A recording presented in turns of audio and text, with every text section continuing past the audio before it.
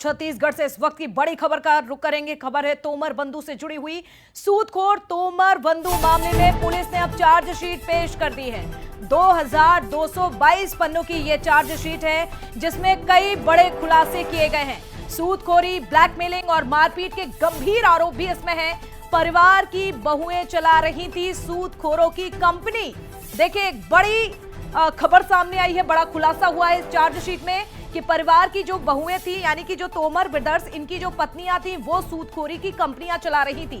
Chargesheet में वीरेंद्र और रोहित तोमर अभी भी फरार बताए जा रहे हैं, जिनकी तलाश में लगातार जारी है। लेकिन इन सब के बीच में एक बड़ा खुलासा हुआ है। बड़ी अपडेट तोमर बंधु से जुड़ी हुई सामने आ रही है।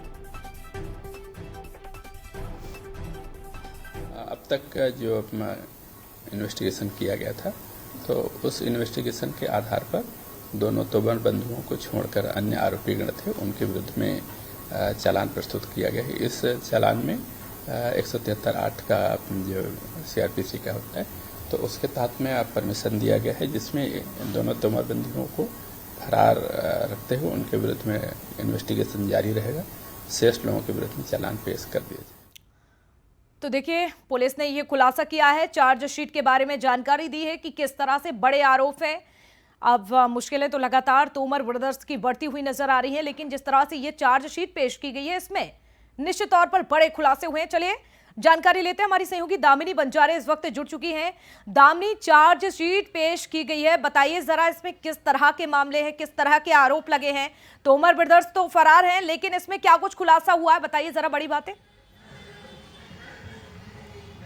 देखिए, आपको बता दें कि बीते दिनों तोमर बंधुओं की गिरफ्तारी को लेकर लगातार जो है पुलिस प्रशासन कार्रवाई आगे करने की बात कर रही थी, लेकिन अब तक जो है पुलिस प्रशासन की ओर से तोमर बंधुओं की गिरफ्तारी जो है वो नहीं की जा सकी है। और आपको बता दें कि आज जो है उन सभी उनके परिवार के जो उनके धर्मपत्नियां थी, दोनों ही भाइयों की जो बीवियां थी, उनके खिलाफ और साथ ही उनके परिवार के कुछ और लोगों के खिलाफ जो है चार्जशीट पेश की गई है, जिसमें 2222 पन्ने की ये पूरी चार्जशीट बताई जा रही है, जिसमें अलग अलग जानकारियां जो है वो दी गई है। आपको बता दें कि आने वाले वक्त में चार्जशीट के आधार पर और अन्य खुलासे जो है वो होंगे।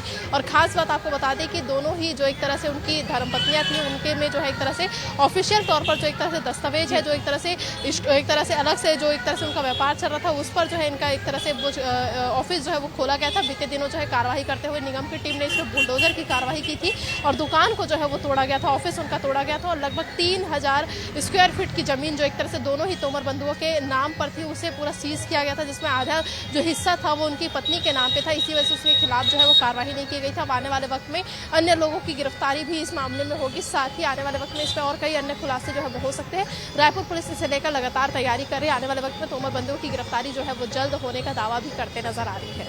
बिल्कुल दामिनी, आप नजर बनाकर रखिएगा, जैसे ही कोई अपडेट मिले जुड़ेंगे, आपसे जानकारी लेंगे। बहुत शुक्रिया दामिनी। चलिए आगे बढ़ते हैं खबरों में। और